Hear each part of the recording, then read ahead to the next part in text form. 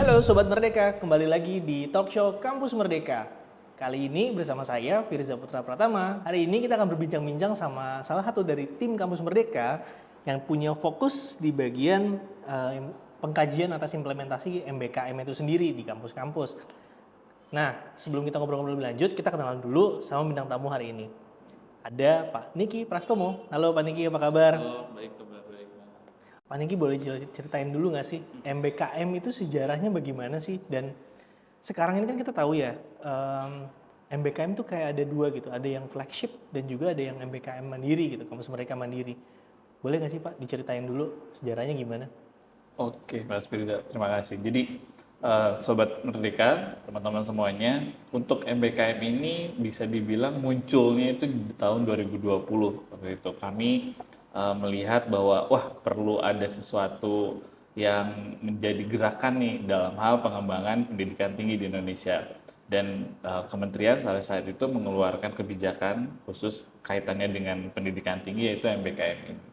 Jadi di 2020 ada arahan bagi rekan-rekan seluruh perguruan tinggi yang ada di Indonesia ini untuk bisa memberikan mahasiswa kesempatan untuk bisa melakukan proses pembelajaran di luar program studinya selama 3 semester. Ada 1 semester masih di dalam kampusnya, tapi 2 semester lagi di luar kampusnya juga. Dan dalam pelaksanaannya ada panduan-panduan yang diberikan kepada perguruan tinggi ini. Nah, namun setelah itu di tahun 2021 ada pengembangan dari kementerian, yaitu muncul contoh-contoh kegiatan praktek bagaimana kesempatan berkuliah di luar program studi itu melalui yang kita sebut sering dengar namanya flagship MBKM gitu. Jadi sebenarnya awalnya itu nggak langsung flagship karena kita tahu mungkin kebijakannya itu muncul tahun 2020 ya. Betul. Dari Permendikbud gitu. Nah, kemudian dari kementerian merasa kayaknya butuh dorongan nih atau mungkin butuh contoh gitu ya. Makanya mungkin muncul program flagship itu sendiri. Nah, jadinya sekarang berjalan paralel nih berdua gitu ya. Ada yang memang flagship kita kenal, ada MSIB, kampus mengajar dan lainnya. Kemudian ada juga mandiri gitu. Nah, mandiri ini agak unik berarti sebenarnya. Enggak atau gimana Pak nih? Ya, jadi kami dari tim Kampus Merdeka Mandiri, KMM ini mengkaji dan juga mendesain strategi gimana sih supaya kegiatan MBKM ini bisa berkelanjutan, bisa menjadi sebuah kenormalan. Oh, MBKM, oh iya emang itu wajar untuk diberikan kesempatan itu kepada mahasiswa. Jadi bagaimana caranya? Dan dalam hal ini istilah MBKM Mandiri itu akhirnya muncul karena dalam pembedanya ini yang mendesainnya saja siapa, kegiatan-kegiatan tersebut. Kalau flagship, teman-teman Sobat Merdeka tahu bahwa itu semua didesain, dikoordinir oleh tim dari kementerian. Nah, kalau dilakukan oleh di luar kementerian Kemendikbudristek ini, misalnya oleh kampus, oleh mitra-mitra yang ada di luar kampus tadi, misalnya dari pelaku bisnis, pemerintah daerah, kementerian lain, ataupun juga dari komunitas masyarakat, itu juga bisa menjadi sebuah MBKM. Itu adalah MBKM mandiri yang sering kita dengar saat ini. Gitu.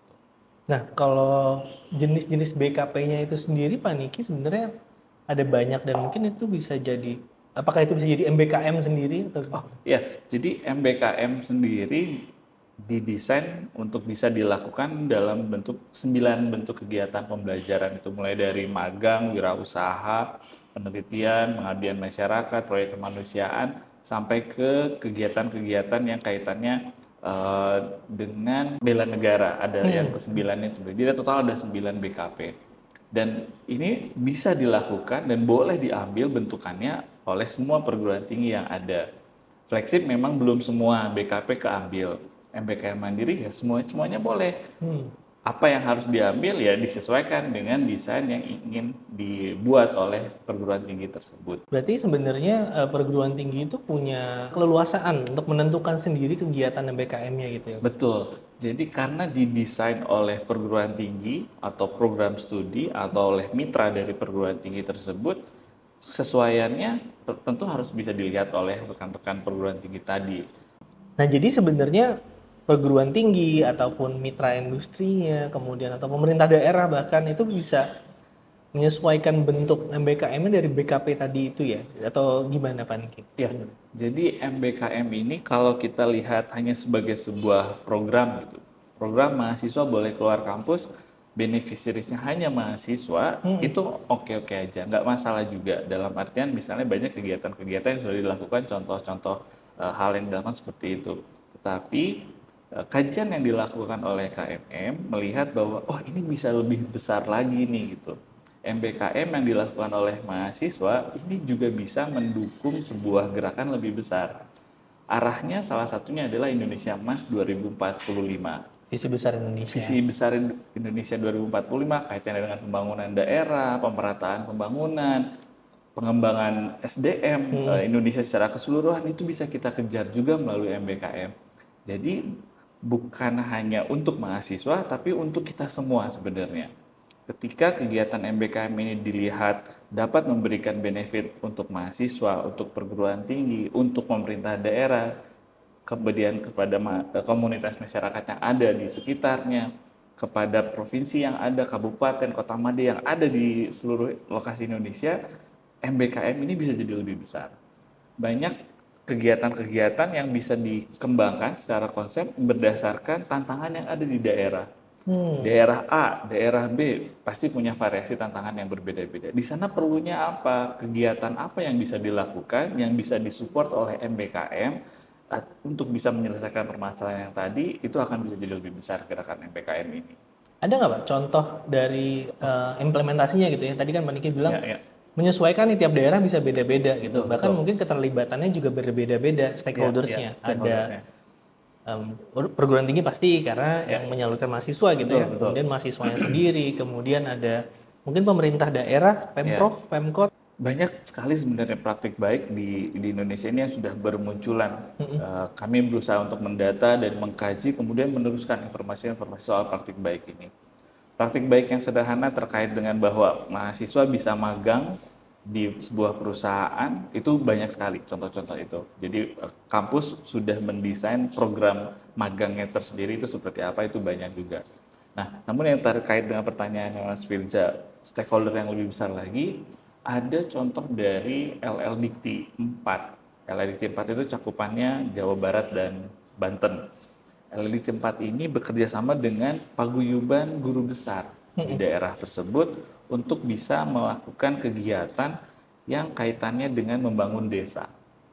Jadi di Jawa Barat, di Banten, dan di provinsi yang lain, seluruh provinsi yang ada di Indonesia itu ada dokumen yang namanya Rencana Pembangunan Daerah, RPD, atau RPJMD yang berjangka beda-beda. Dan di kajian yang dilakukan di dokumen itu, biasanya dari Bapeda itu menunjukkan bahwa daerah itu perlunya apa, daerah itu kondisinya seperti apa. Risetnya dari situ dulu ya, awalnya dari situ sudah ada, akhirnya ditarik, diambil oleh rekan-rekan di LLDikti 4 dan juga rekan-rekan di paguyuban guru besar di Jawa Barat, Banten tadi. Oh, Jawa Barat pada saat itu Jawa Barat dan Banten perlu dibantu di desanya. Akhirnya masuklah program yang didesain oleh LLDikti 4 ini, melibatkan lebih dari 500 mahasiswa di tahun 2022 setahu saya. Banyak kampus juga yang terlibat, banyak masyarakat yang terlibat, terbantu. Kaitannya dengan stunting, kaitannya dengan pendidikan dasar, itu akhirnya mahasiswa tersalurkan kesempatan untuk belajar di luar kampusnya. Guru besar juga ikut serta memfasilitasi, jadi ada kegiatan dari rekan-rekan guru besar ini. LLDikti sendiri juga mensupport, masyarakat terbantu, pemerintah daerah terbantu. Jadi win-win untuk semuanya. Win-win untuk semua. Diambil juga saat ini tahun 2024 ini oleh pemerintah daerah di Sumedang. Lebih besar lagi skalanya, lebih banyak lagi mahasiswa terlibat. Sehingga ketika MBKM-nya dilihat oleh banyak pihak ini, banyak sudut pandang, benefitnya bisa lebih luas. Itu dari rekan-rekan LLDikti. Ada juga contoh di Batam. Tahun 2024 masih dekat sama pemilu. Ya kemarin ya. Proses pengawasan pemilu, pendaftaran yang bisa memilih itu Ya. siapa saja itu kan panjang tuh DPT-nya proses. itu ya. DPT-nya Ya, panjang ya. banget gitu sampai pengawasan di hari H-nya. Menariknya di Batam itu UIB menggunakan kesempatan pemilu tadi untuk melibatkan mahasiswa dalam program MBKM. Oke. Mereka bekerja sama dengan Bawaslu di Batam untuk bisa memasukkan kegiatan-kegiatan proses pengawasan pemilu sampai ke hari H pelaksanaannya mahasiswa terlibat. Berarti itu 1 semester ya, Pak? Iya, Oh, betul. dengan hitungan Mereka tahun. mendapatkan kesempatan untuk terjun di lapangan, mendapatkan pengalaman-pengalaman di lapangan, pembelajaran juga ada di situ. Ada juga di Sumatera itu mulai bergerak dari Apindo. Tadi Mas Firda tanyakan soal UMKM. Iya. Apindo Indonesia punya concern terhadap pengembangan UMKM di masyarakat. Mereka pihak-pihak pengusaha, pelaku bisnis gitu. Tapi ingin juga membantu UMKM di masyarakat. Kalau mereka terjun langsung, mungkin nggak akan bisa banyak UMKM yang terbantu. Resource-nya juga limited. Resource-nya limited. Betul. Gimana caranya MBKM masuk di situ? Oke. Kampus-kampus memberikan kesempatan mahasiswa untuk terlibat. Jadinya para pelaku bisnis yang ada di Apindo ini, gabungan pelaku bisnis itu memberikan pendampingan, memberikan pelatihan kepada rekan-rekan mahasiswa. Dan rekan-rekan mahasiswa ini kemudian Turun ke mendampingi lapangan. ke MBKM, ke UMKM yang ada di lapangan. Oke. Jadinya mahasiswa dapat benefit, kesempatannya dapat, Apindo dapat, UMKM dapat, pemerintah daerah juga dapat karena mendapatkan kesempatan bahwa oh ya UMKM di daerah mereka kemudian jadi berkembang. Nah, tadi kan ngomongin pembelajaran di luar kampus untuk mahasiswa terlibat di dalam MBKM itu sendiri, Ya, membantu desa dan segala macam. Nah, banyak pertanyaan mahasiswa gini Pak Niki. Hmm. Kalau saya ikutan program mandiri dari kampus atau dari mitra, saya terkonversi SKS nggak ya? Oh. Kuliah saya gimana nih? Iya. Karena itu kadang-kadang mereka banyak bertanya, kok saya nggak dikonversi sampai 20 SKS? Baik, untuk bisa mengembangkan MBKM, baik itu nantinya masuk kesempatan lewat flagship ataupun yang mandiri, ada persiapan-persiapan yang tentunya harus dilakukan oleh perguruan tinggi, oleh program studi. KMM kami mendesain, menstrategikan salah satunya ada indeks kemerdekaan MBKM. Bagaimana perguruan tinggi bisa mengukur apakah kami sudah siap untuk bisa melakukan MBKM mandiri ataupun MBKM keseluruhan. Gitu. Dan salah satu poin penting di kesiapan tersebut adalah kaitannya dengan kurikulum. Oke. Nah, bagaimana kurikulum ini bisa disesuaikan, direlaksasi untuk bisa mengakomodir kesempatan mahasiswa keluar dari kampus. Biasanya kan kalau kurikulum pada umumnya sebelum ada konsep MBKM ini ada mata kuliah semesternya ambil apa, semesternya ambil apa. Nah, berapa SKS? Betul. Bagaimana kesempatan keluar kampus ini juga terakomodir di dalam sebuah kurikulum program studi tersebut itu harus didesain dengan baik. Banyak memang kendala-kendala ketika sudah melakukan kegiatan, tidak terkonversi misalnya. Memang sebaiknya ketika ini didesain oleh perguruan tinggi, oleh prodi sendiri, ini bisa menyesuaikan dulu. Jadi jangan di akhir baru bingung gitu. Di awalnya didesain dengan baik, akomodir 20 SKS-nya kah, semester 6 atau semester 7 kah, itu sudah didesain dengan baik. Sehingga harapannya kendala-kendala rekognisi SKS, konversi SKS itu sudah tidak ada lagi karena sudah didesain di awal memang sudah mengakomodir hal-hal tersebut. Kira-kira kalau perguruan tinggi sebenarnya punya keinginan nih, Pak Niki, untuk ber-MBKM gitu, ingin menyiapkan dirinya. Nah, apa langkah-langkah yang harus dilakukan gitu? Apakah mungkin ada percontohan dari perguruan tinggi lain yang sudah menjalankan? Nah itu mereka bisa masuk kemana Pak Niki? Baik, untuk bisa belajar untuk ataupun melihat proses-proses yang sudah ada, kami mendorong LL-Dikti.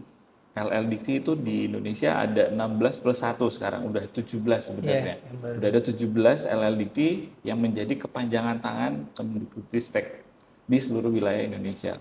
Dan LL-Dikti ini saat ini sedang mengembangkan yang namanya klinik MBKM. Oke, apa tuh Pak Niki? Klinik MBKM. Kayak kalau kita kurang sehat, kita ketemu dokter gitu. Kita punya kendala-kendala soal kesehatan, kita datang juga ke posyandu atau ke klinik. konsep serupa sebenarnya. Ketika perguruan tinggi mengalami tantangan, mengalami kendala, ada pertanyaan yang mungkin belum bisa rekan-rekan jawab, bisa datang ke klinik MBKM ini yang ada di LLDT seluruh wilayah Indonesia.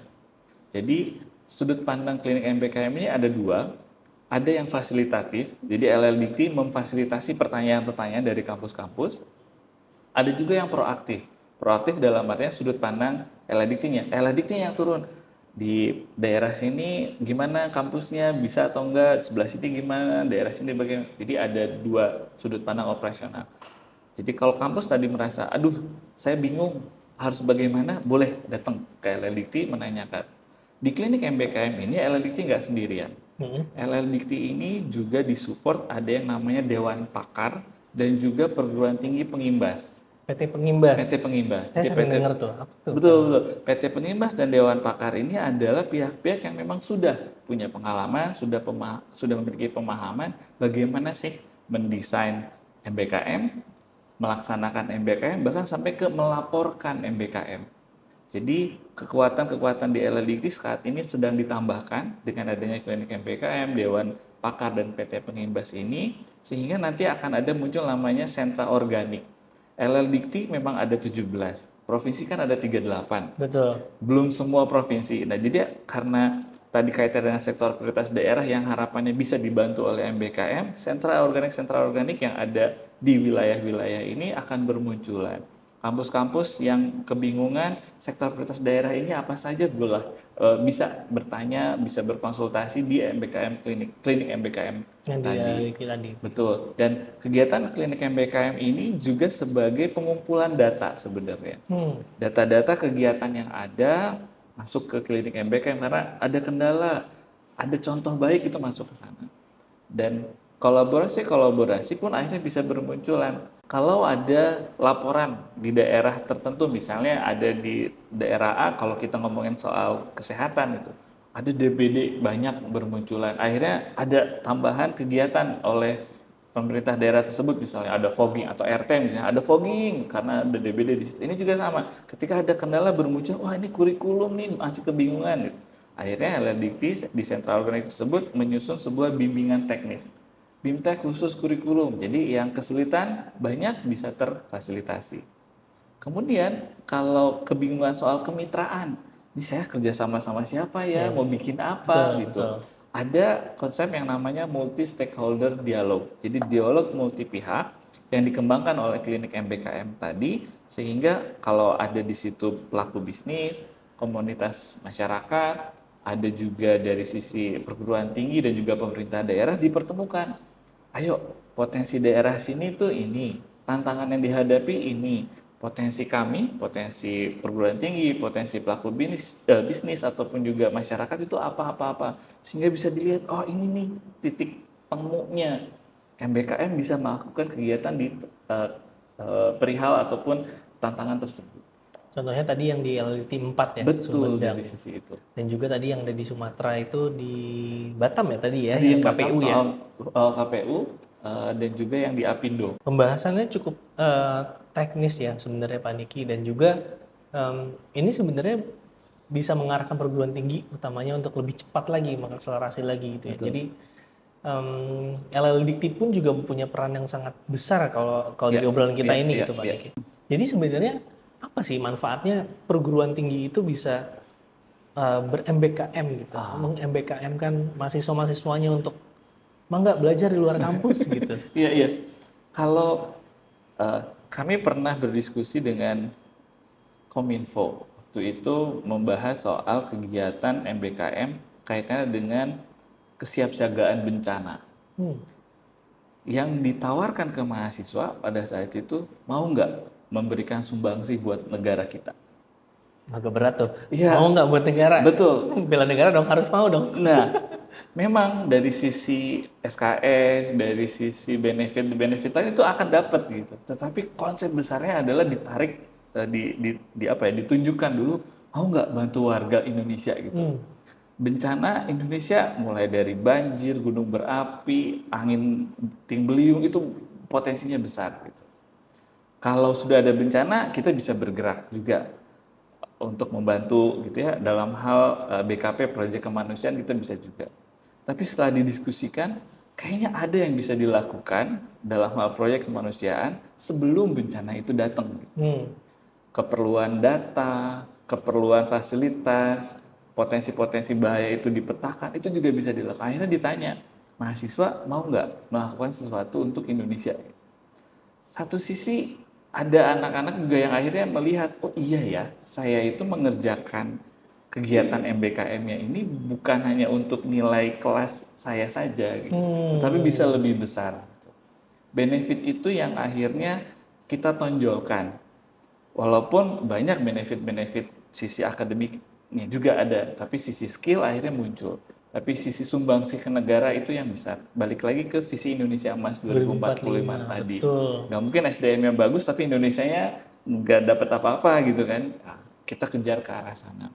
Dari sudut pandang perguruan tinggi ataupun program studinya, kegiatan-kegiatan MBKM yang dapat berkolaborasi dengan banyak pihak ini pun akan memberikan nilai tambah.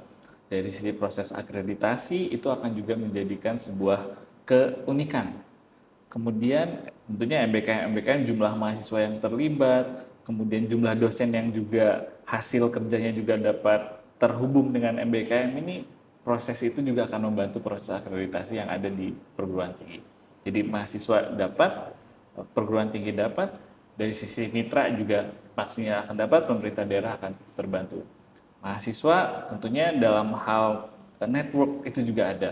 Banyak mahasiswa ketika terjun ke lapangan ketemu dengan banyak pihak, ketemu dengan pelaku bisnis, ketemu dengan masyarakat, dan ujung-ujungnya dapat mereka manfaatkan juga setelah mereka selesai program MBKM-nya, mereka nanti menyelesaikan program perkuliahannya, network-network itu kan nggak hilang. Jadi Betul, banyak betul. sekali benefitnya. Betul, betul, betul. Berarti gini Pak nih, kalau aku tangkap apa obrolannya adalah sebenarnya MBKM itu nggak sekaku itu. Jadi sebenarnya MBKM itu nggak cuman sekadar magang, Ya, terus kemudian pertukaran pelajar ya, ataupun ya. belajar di luar negeri gitu. Karena konsep mungkin yang sudah terbentuk di teman-teman mahasiswa ataupun di stakeholders MBKM yang seperti itu gitu. Ya, ya, Sedangkan ya. ini bisa luas banget gitu, Bisa, bahkan luas sampai banget. ke pembangunan daerah Iya, tertentu, memanfaatkan potensi daerah tertentu gitu. Nah, itu betul. mungkin poin penting yang perlu di-highlight juga tuh, Sobat Merdeka. Jadi perguruan tinggi itu juga nggak melulu mengikuti program-program yang sudah disediakan aja, justru malah harapannya adalah program-program MBKM ini bisa dibentuk sendiri gitu. Sekarang kita masuk ke pandangannya Pak Niki deh, tentang tantangannya yang ada sekarang, kemudian harapannya ke depan tuh seperti apa gitu, untuk MBKM dan juga mungkin perguruan tinggi di Indonesia ini. Tantangan MBKM masih bervariasi di setiap daerah. Indonesia itu sangat luas, dari Aceh sampai ke Papua, kondisinya bervariasi. Baik itu kondisi soal kurikulumnya, kondisi soal kemitraan di lapangan, kondisi mahasiswa itu bervariasi sekali. Dan bagaimana kolaborasi lintas provinsi, lintas pulau itu sebenarnya sangat memungkinkan untuk bisa dilakukan.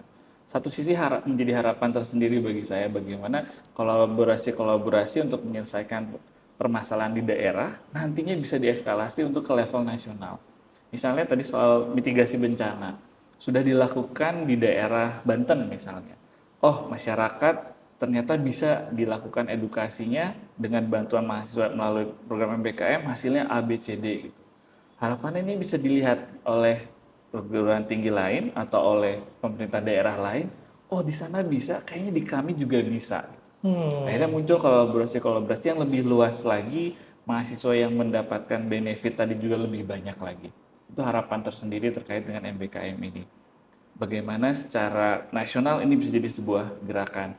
Semangat untuk bisa mendukung visi Indonesia Emas, kok kayaknya bisa ya lewat MBKM ini gitu. Oke, berarti kesimpulannya kira-kira ke depannya setelah 2024 ini MBKM ini harapannya apa Pak Niki? Gimana ini Pak MBKM nih kelanjutannya?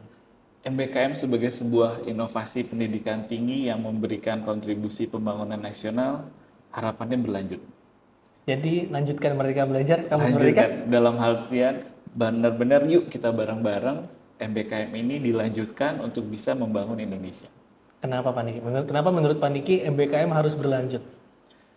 Benefitnya banyak dan bukan hanya untuk mahasiswa saja tadi yang disampaikan. banyak hal, banyak pihak yang bisa terbantu dengan ini sebenarnya. Jadi gerakan ini menjadi sebuah gerakan bersama.